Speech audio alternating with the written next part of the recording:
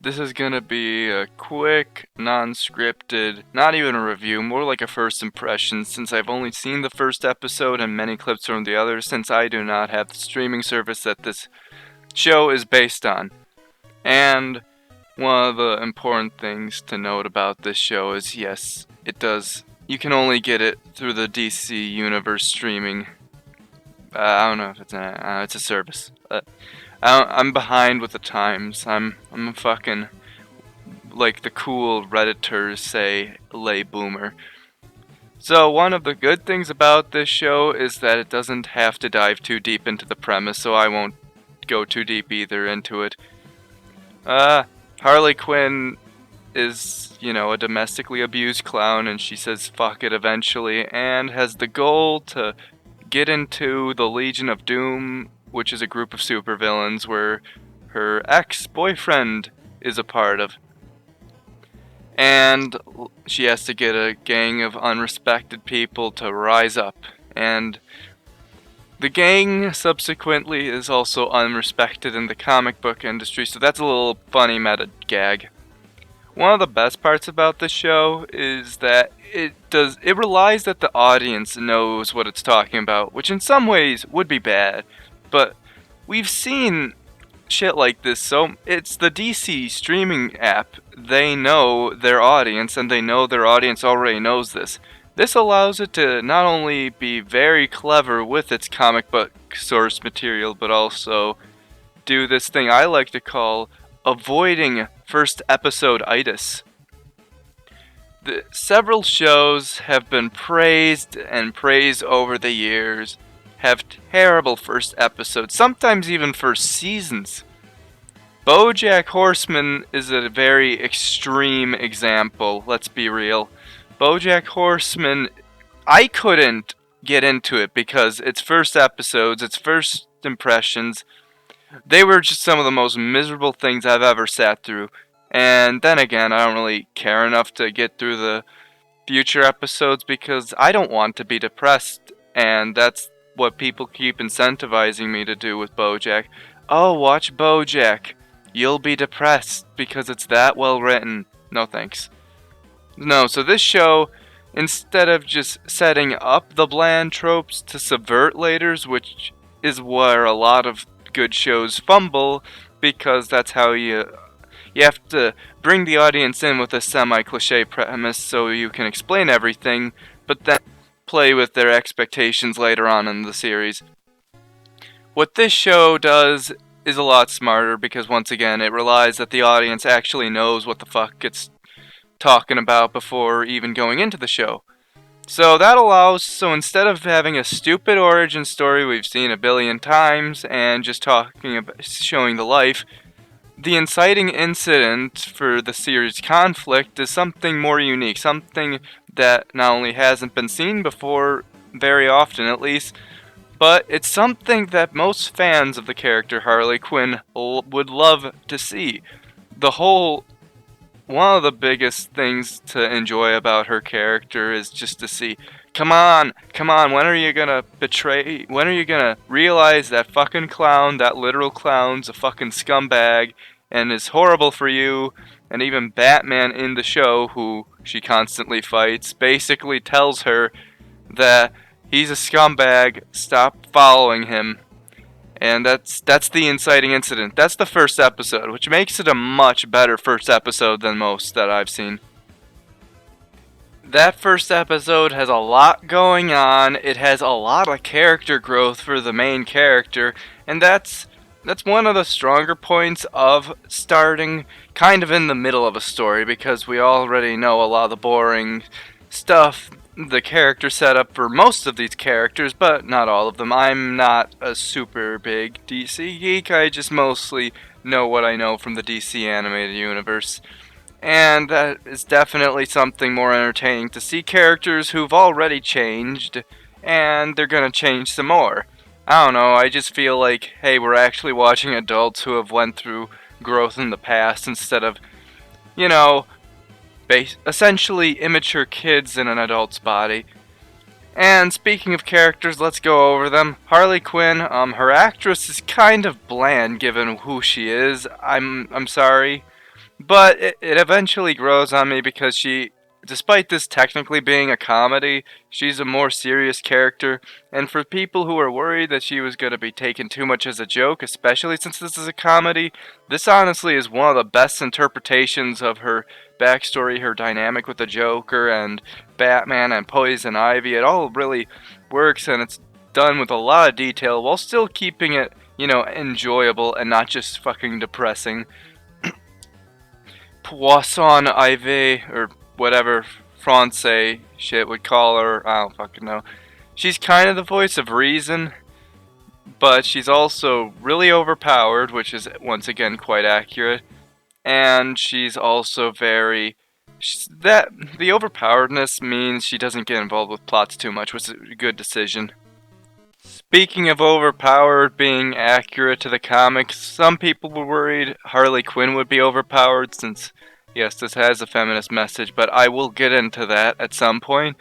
But she, unlike a lot of shows that screw up the feminist messaging, all the characters are very flawed. Harley especially, which once again is appropriate. She's a fucking mess of a human, and it's very satisfying seeing her climb out and kind of unmess herself up. It's undestroy her life. She's getting battered and still evil, but like you don't care if she's evil or not. You just kind of want the sad clown who's in an abusive relationship to become her own independent woman, which once again actually works here because it's kind of integral to her character that she was very dependent on Joker, who, despite... Okay, Joker, actually, his characterization's interesting. The manipulation of Harley is done surprisingly masterfully, but there's a lot of characters with a lot of changes in the show because it is a comedy. I don't really get why they changed Joker this much.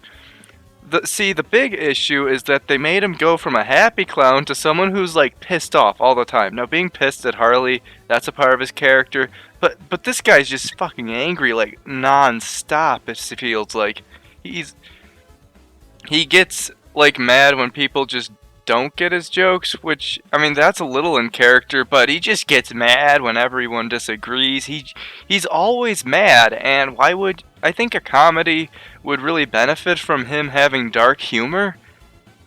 And he kind of is the main antagonist. I think the Batman isn't in it too much, but one thing good about this show, once again, I'll get to the feminist messaging. They make the heroes largely not sexist, and he's not involved too much. He's this weird combination of both an obstacle to overcome from both the Joker and Harley, but I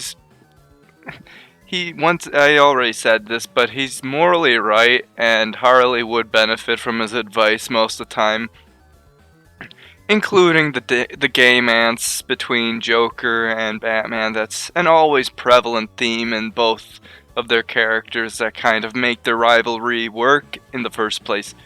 For some reason, though, in episode 4, they basically made it out to almost be a season finale, I believe. Once again, I might have gotten inaccurate information, but from what I saw, an episode started with Harley wanting a rival with a little kid, Robin Damian, who, by the way, has been ruining the DC animated movies for a while. But the episode ends like it's some season finale with all the major players, including Harley Quinn, Joker, Batman, and Poison Ivy fighting on live television. That seems like season finale material. I don't know. It was kind of entertaining to see it so early. Maybe something weirder and bigger will happen anyways. Who knows? Now the next few characters to talk about will be kind of integral for the whole feminist messaging, which is the most controversial part about the show, I'm sure. So let's just first go over the animation. Animation is 90% great. That 10% is whenever there is a blood, water, or barfing effect. For some ungodly reason, they make it look hyper realistic, and it's jarring as hell. No cartoon lining, it doesn't move with like the normal frames per second. It's like they got that green screen blood effect from YouTube and just put it in whenever there's a character who's bleeding or barfing, and it's surprisingly distracting. You'd think it wouldn't matter too much. Oh, it's just so bad. Why does it? I'm sorry, I just don't want to grab too many episodes from the non-promo because, copyright might bite me in the rear. It's just, I'm sorry, it's tough to describe. It just looks terrible. It's realistic, and it just takes me out of a scene whenever it happens because it just looks hilariously stupid. Okay, the politics. Oh boy, I've been a little political lately, the past month or so. I'm actually kind of in the middle here, so let's go over the characters. Frank is a plant. He's hilarious. He's the best part of the show. But for the other characters, let's go a bit into Poison Ivy. There's an interesting dynamic where she both was rehabilitated by Harley, but also manages to double as the voice of reason. That kind of shows that their relationship is already really healthy and productive, but she also has some weird feminist messaging, and there's a gang that Harley tries to recruit over time. Now, feminism is an integral part of Harley's character if you want to make the show at all entertaining. Otherwise, you'll get Abused, Depressed Clown, the animated series, and that's not very uplifting, so girl power is important for a bit of a redemption, but I feel like they go too far in some places, but they actually have an interesting take on it in other places. One thing that I just find kind of stupid is how many people are just randomly sexist. I get it, a lot of them are villains, but a big example is that one guy who thought he was a god. Like, we've already met several sexist characters. The way he starts out in a meeting, he's like saying, he's just advertising his product, and he even advertises to some of the women in particular, saying, yeah, you can get minions. And then in the next scene, he's kind of being a perv and he's trying to get them to consent to sex, basically. But then in the finale of the episode, he just like randomly is like in a fit of rage because they've been destroying his house. He's just kind of like, and I'm Mike Wahlberg, and you'll never get minions because you're a girl. Did a kid write this? It's so not subtle. I know he's not subtle. I know he's probably not in the same state of mind from advertiser to angry that people are robbing him. It just feels, I don't know, man. Those would be valid arguments, But, like, this is an adult show and people are saying, because they're a girl, what is this, a 90s Nicktoon about girl power? No, this is about a domestically abused clown in an adult show. This shouldn't be so on the nose all the time, and it is. That example might have been weaker, but I think the worst example of feminism in the show is when the Queen of Fables was trapped in a book, and they said it was because, and Ivy was acting like, because she's a powerful woman. What? No, okay, here's the thing. To be fair, I did not see the whole episode, so if it is for context that ends up proving Ivy or the Fable Queen that she's wrong and dumb, that was because, yes, it's because she's overpowered. Because here's the thing, Doomsday was teleported because he was too powerful for the Justice League to kill. Male villain. Darkseid is always sleeping in the source wall because Superman can't kill one of his freaking avatars, let alone Darkseid himself. This shit happens in the DC universe. Overpowered villains get trapped.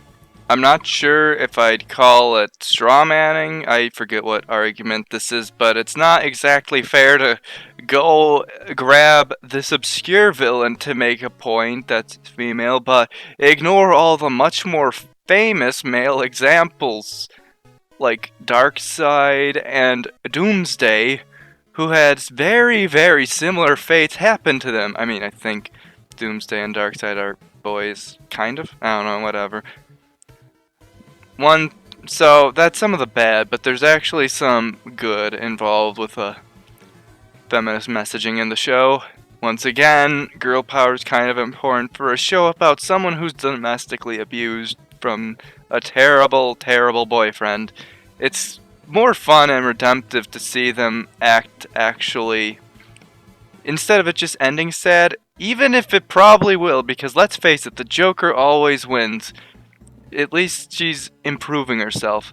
That'd be so annoying if she just goes back to Joker. I mean, I don't think she'll ever truly beat the Joker, because that shit just does not happen. But I just do not want her to go back to Joker, because she's a pretty damn good character in this show. There's some interesting things with the feminism. Once again, I'll get back to the characterization. Dr. Psycho is one of the villains she recruits because he kept calling women cunts, and he's kind of a sexist. The interesting thing is how they portray the Legion of Doom and some of the other characters. A lot of the higher ranking villains do the whole joke that I usually don't like, where it's just like, oh, the evil bad guy is like offended by politically incorrect things. But in this show it does have a big point. It kind of has a weird theme where it's like, it's not just about being at the bottom of society, of a dark society, because you're a girl. Just, there's a lot of dregs of society, and in this day and age, if you keep calling your spouse and other people cunts on live television, well, people might deny you. And it's about people who fucked up in the past, kind of not taking back, but it's redemptive. It's about underdogs. It's not about good guys, it's about underdogs. And I think Dr. Psycho, though kind of annoying, is a pretty damn good example of this, because he's in the same position as Harley, ironically for the opposite reasons. So that's a very interesting contrast I enjoy.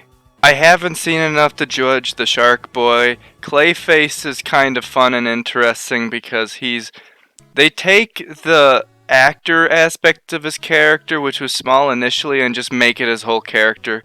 Mostly I just like him because it's nice to have a happy character in a pretty assholey cast, so it's good contrast. I feel like the group dynamic just would not be the same without Clayface. I mean, also, I always like it when pushover characters aren't pushovers, and what I mean by that is, like, I always used to be bothered by the trope where nice guys were just pushovers. It's a very unreasonable bias for me, because that's a fine character flaw. It just bothered me for some reason, and once again, I admit, it's a very personal bias, and it shouldn't actually be an issue. But yeah, it's always saddest. Maybe it's just because I want to be satisfied and see it, come to fruition. So with their character arc. So instead of actually seeing the character arc complete, I just see another nice character who isn't a pushover, and it's just nice to see that.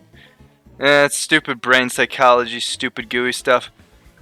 Once again, with the feminism, it's kind of interesting how they just kind of parallel it with just generally being kind of not respected for whatever reason, self-inflicted or not. Poison Ivy it's always fun seeing her interact. One of the cooler things about the show is the interpretations of just side characters that don't really amount to much.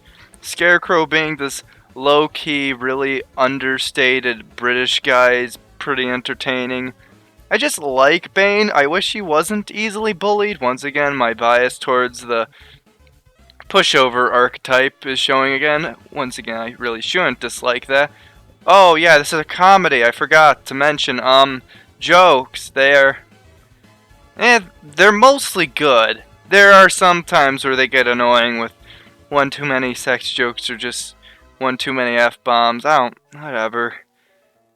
Overall, I'd say this show is a very solid start.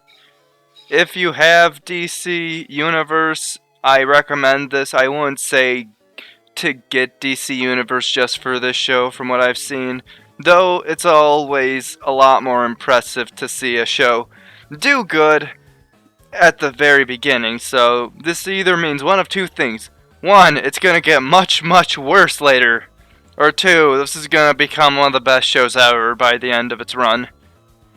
So, I don't know.